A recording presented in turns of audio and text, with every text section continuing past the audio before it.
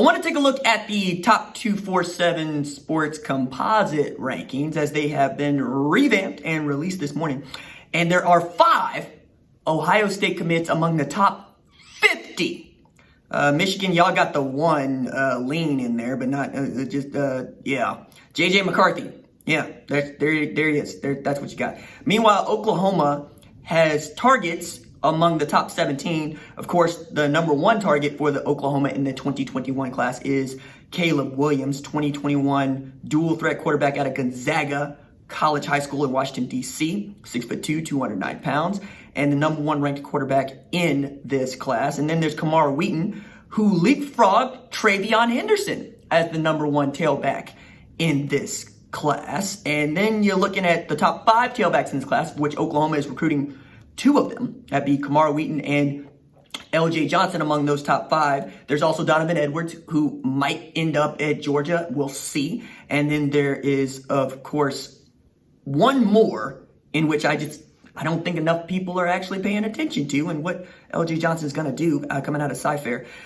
But the more I go down this list, the more I get really excited about what this region of football is going to look like.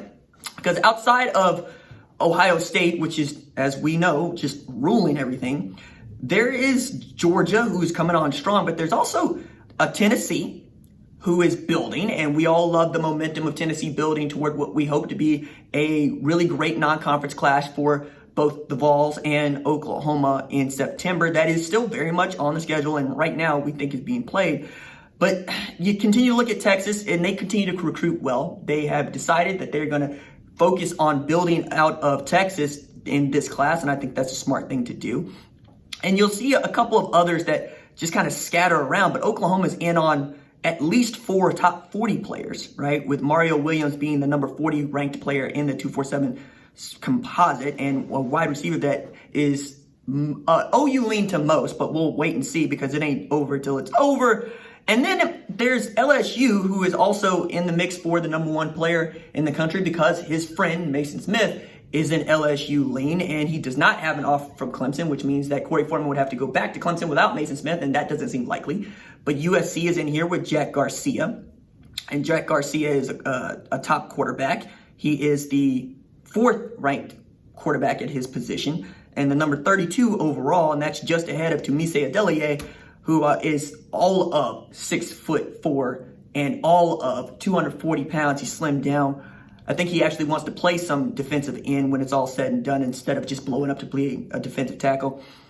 And that's really, it's mostly just some jockeying here at the top that is really fascinating, with Dylan Brooks for Tennessee being the number 21 overall recruit in this composite, and he's the top recruit for Tennessee and what they're building on.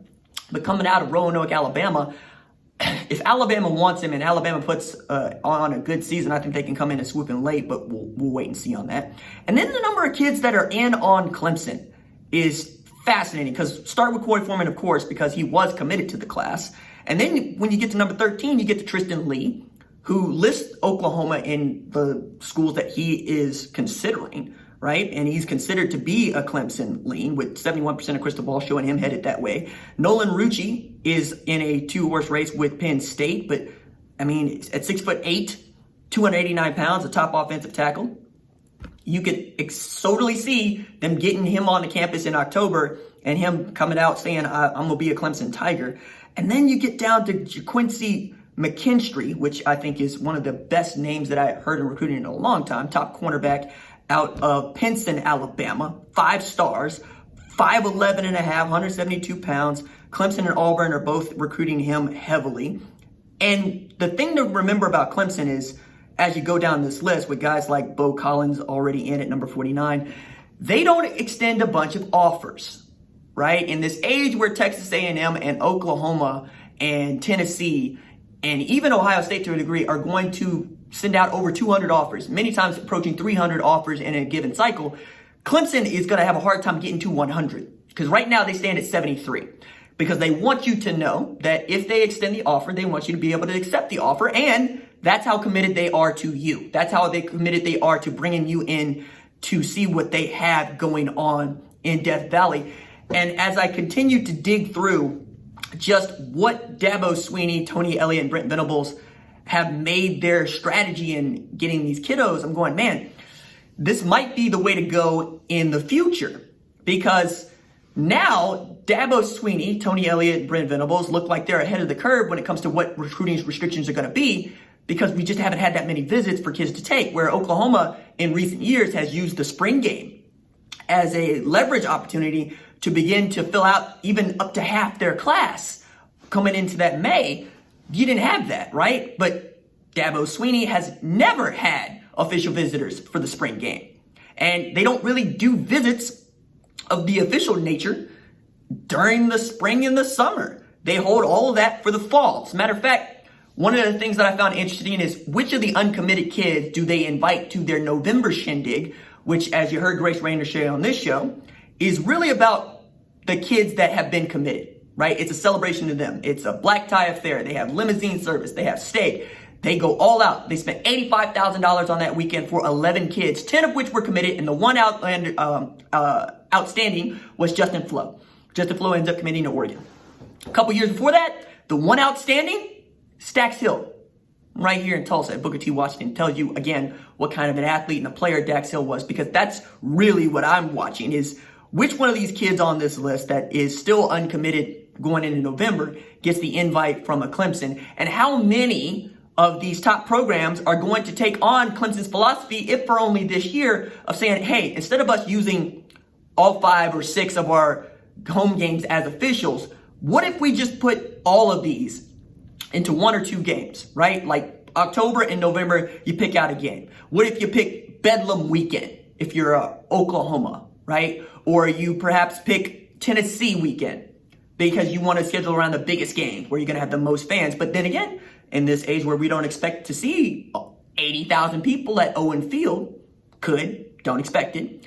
And it's going to be weird because screaming through a face mask is going to be difficult. It's just going to be hard to hear. How much of this is going to be about what you can do on that Friday evening, what you can do following the game, what you can do on Sunday morning for breakfast?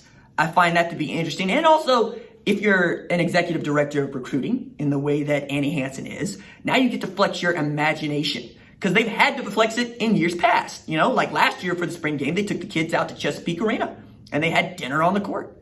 That's a really cool thing that you could do. And it's also a great way of reminding people that Norman is just 17 miles away from the largest city in the state. And you know what? There's an NBA team there. If you have the coin to go, you can go. There's also a number of other things to do in and around, and you're 3 hours from Dallas, right? So much so that Oklahoma looks at Dallas as part of its home base, part of its Oklahoma recruiting region. LSU probably could benefit from this, because we know that Ed Orgeron will pull out all the stops whenever he needs to go and land top talent. And they'll swoop in late as they're building out a really great class. But the dark horse in here for me is Savion Byrd going to SMU, Kamara Wheaton thinking about SMU, and of course Preston Stone, who's already committed to SMU. Because all of a sudden, Southern Methodist and those ponies are recruiting with the big boys.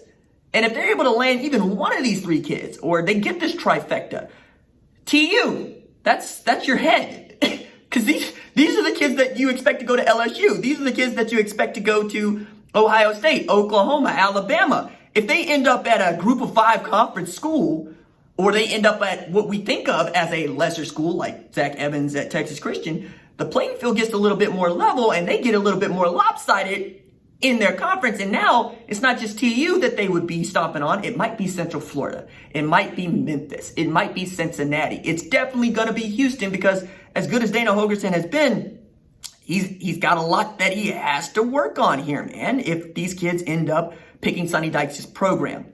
The last thing that I really wanted to touch on with all of this is that the Big 12 as an entity, as a recruiting entity, really needs to step its game up if we're going to continue to talk about it as even being the 3rd best conference in college football. Because when you look at this list of kids and you look at where they are thinking of going, you see Texas, you see some Oklahoma, but what you see is Alabama, Auburn, LSU, Ohio State, USC, Penn State, Michigan, Tennessee, Washington. You don't really see any other Big 12 programs. And with Dave Aranda taking over the job at Baylor, I expected them to try to compete with the big boys, and they might well. It's first year and it's an off year for everybody. But you've seen Gary Patterson decide he's going to go get talent now and get in a 5-star tailback in Zach Evans, right?